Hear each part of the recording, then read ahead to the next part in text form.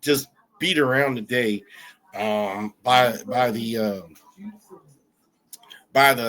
D-backs, and they didn't even have Burns out there on the mound for the whole series. It wasn't even his turn of rotation. So not good stuff by the D-backs, by the Orioles, rather. Orioles with a losing record here to start. We're going to read the report. We're going to go over some things as well.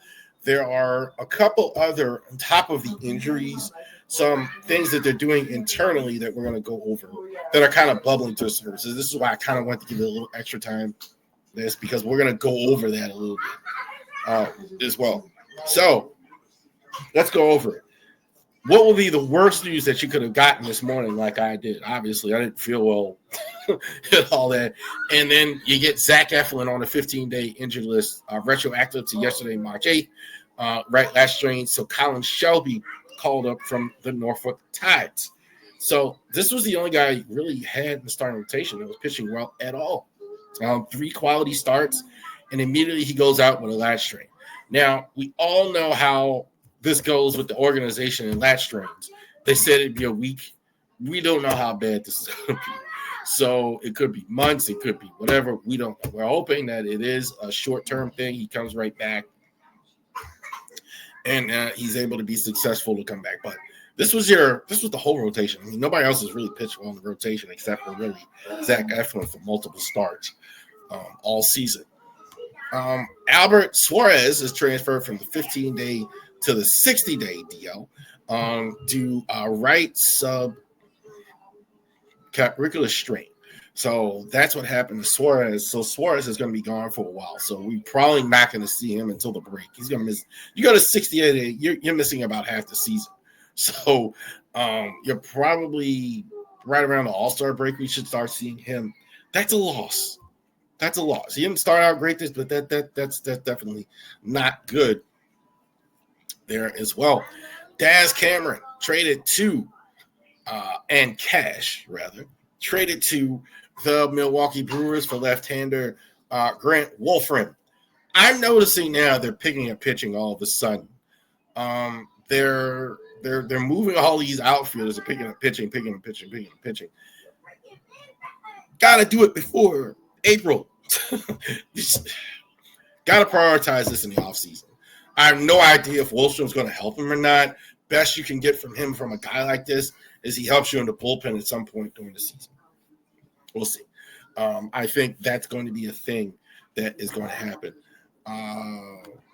So we will see there as well. Gunnar Henderson activated from the 10-day injury list. Option Dylan Carlson to the Norfolk Tides. I'm giving Gunnar a little bit of a pass here because he really didn't play at all in spring training. I think he played like the first week and then he was injured and he didn't play. So Gunnar really didn't do anything during the spring. So he's kind of hasn't played well yet, but he's kind of rounding into form a little bit.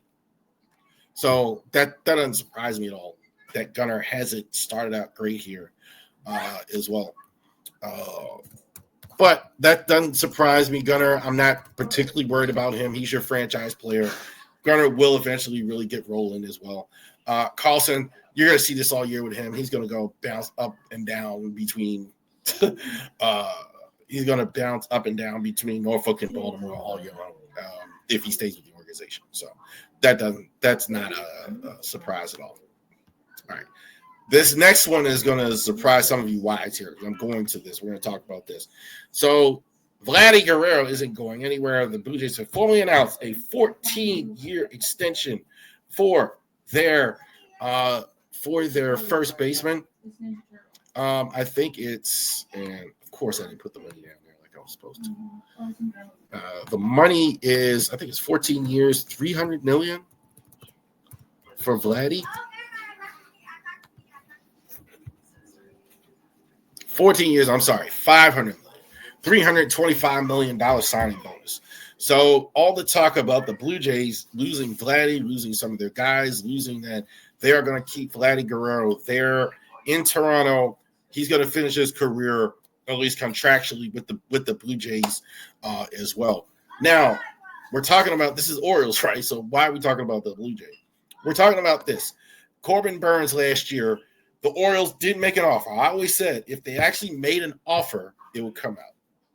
Here's the offer that's been reported: 4 years, $180 million to Burns. So this is controversial for a lot of people. Some people say it's a good offer. Some people say it wasn't a good offer. I want to go ahead and fair use this. We're going to go ahead and share the screen. Let's hear from the man himself, Corbin Burns. Fair use on Ryan Ripker's podcast here. So go ahead.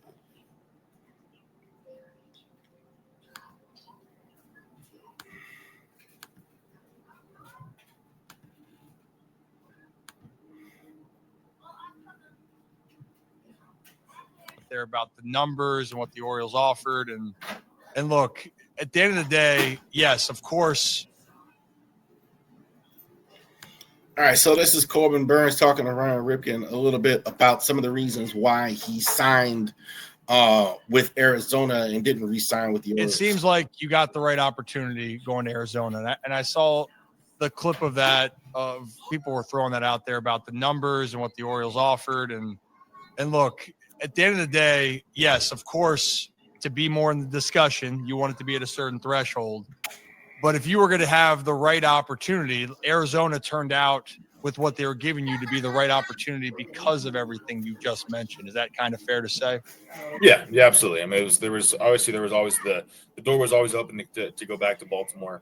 Obviously, there were some other teams that were involved as well, but for kind of the way we looked at the process was if Arizona was going to come in and they were going to have a fair price and it was something that we felt was fair, it was going to be really tough to turn down. Just living here with the young kids, just for me, giving them the easiest life possible in this craziness of baseball, right? So when they kind of showed they were interested, I wouldn't say all the other negotiations got kicked to the back burner, but for me, my focus was like, okay, well, this is something that we can stay here, stay home.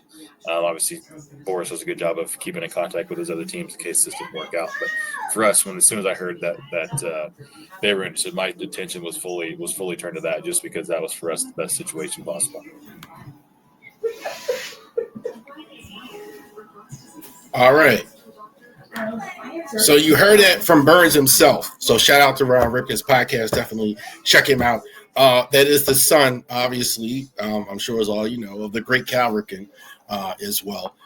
Very interesting stuff. Definitely check him out on his podcast there. All right. So what happened? So it's concerning to me, the offer, because it's a $45 million a year. That's a lot of money. It's a 4-year deal. What's the difference? Vlad Guerrero, 6 year, $14 million, $500 million, 14 years contract, 6 years to sign with Arizona. Max Fried, 6 years to sign with Arizona. Orioles seem to be hesitant to go and take these long multi-year deals that you're going to need to sign a player like Burns. Now, he did talk about his home life, his wife. He signed with Arizona because he's got little kids now and he wants to be there more often, etc. Look, I'd be the last guy to criticize. I'm living in a town now I never would have if my wife wasn't from here. I'm a native boy, so I certainly understand the reasons for that. I'm not discounting that, okay? But the money is the concern. You want to make an offer comparable to. You got to make it worth the while when you're playing these players. And so that's my bigger concern, especially now, more importantly, with Gunnar Henderson. Are you going to make an offer like the Blue Jays, 14 years, $500 million to Gunnar Henderson to make him your franchise guy? Do you have it in you, or are you going to stick with these short-term deals, whatever? Yeah, you're seeing it already this year in the season with Burns being gone. So you signed Sugano, you signed Charlie Morton. They're harder to come by than you realize, and they're finding it out right now. So would have Burns stayed? I don't know. I'm not sure he would have. But that said, you need to get in the game and make the type of offer to keep a player like that. So that's just how it is. So that's more my take on it as far as, well, to me, it's a good offer. but it wasn't good enough. You got to really – I want to see that. I want to see 14 years, $500 million. Are you going to commit to a star player in the long term? That's the thing. Can you do it? So interesting to see that as well. Well, we're going to talk about a couple more things here. Who's hot? Not a lot of players. Ryan Mountcastle, I think, was good this week. I thought Mountie, I think, has been in trade rumors. As we've heard, I think there's word is around league is that they're shopping Mountie to go to another team to make room for Kobe Mayo at some point. We will see how that goes. Yadier, Cano, and Seranthony Domínguez have been outstanding at the start. No question about it. No runs from either guy. I absolutely think this should be 7 and 8. Cano in the 7th, Domínguez in the 8th. That's exactly how I would do it. You're not winning many games to get a save situation. You're not going to get starts. But that's exactly how I would do it. So these guys but these guys have been good. So there's no question about it. Bad. Who's not? Charlie Morton hasn't been good. I thought his last start was slightly better.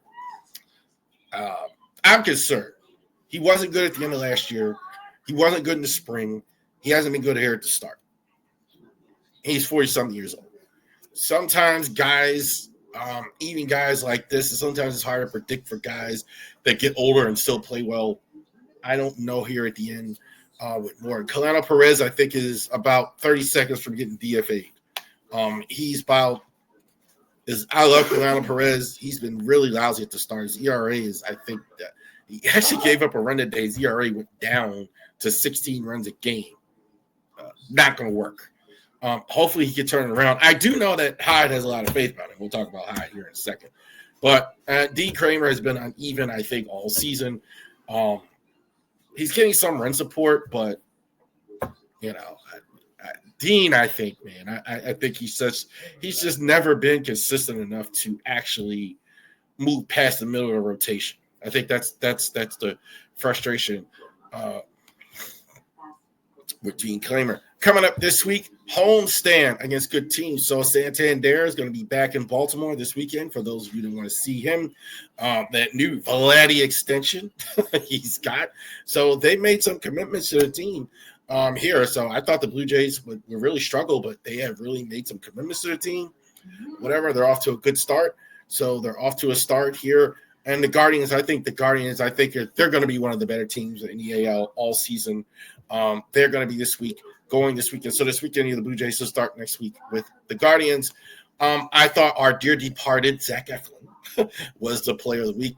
Eflin, I don't even think you won as many games as you won without Eflin and his quality starts here so far. Let's go ahead and give it to him. Hopefully this is a short-term thing as well. Before we go, let's talk about the manager, Brandon Hyde. I did see a Twitter post, and I don't know if this was true or not. I don't know. So let's just leave it in the rumor category.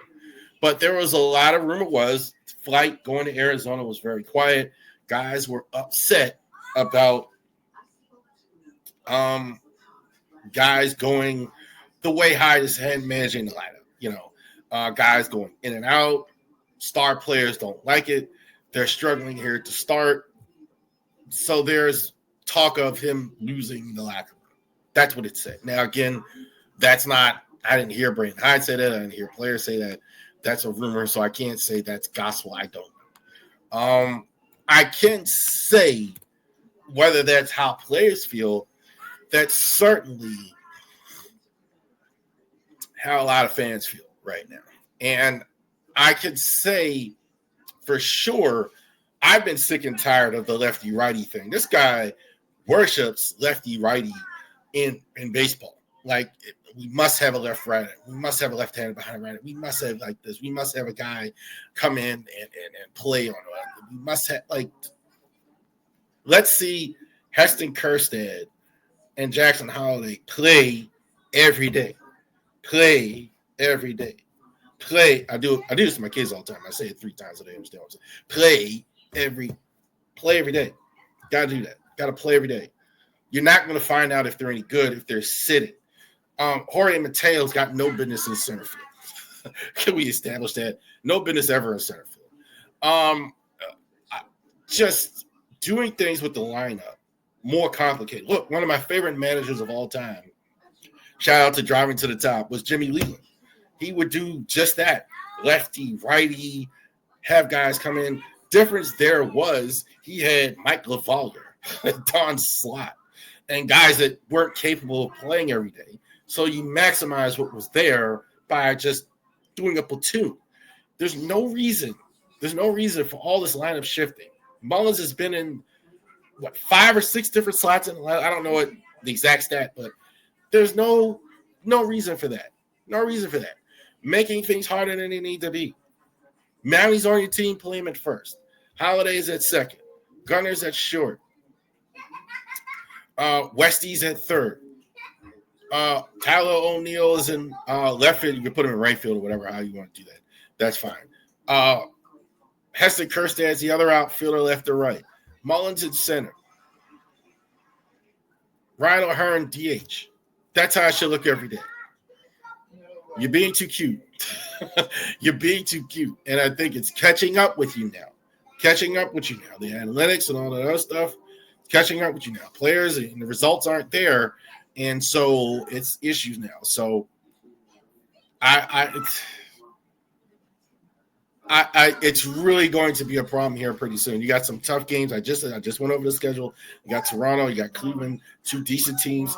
Toronto making commitments to the long term, And again, I'm going to talk about Michael Elias here too as well.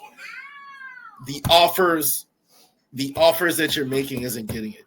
You got to make a long-term commitment to your great players. You want to keep them. Players talk. They got to know this. It'll get better. Thank you very much for watching the Raven Sports Podcast.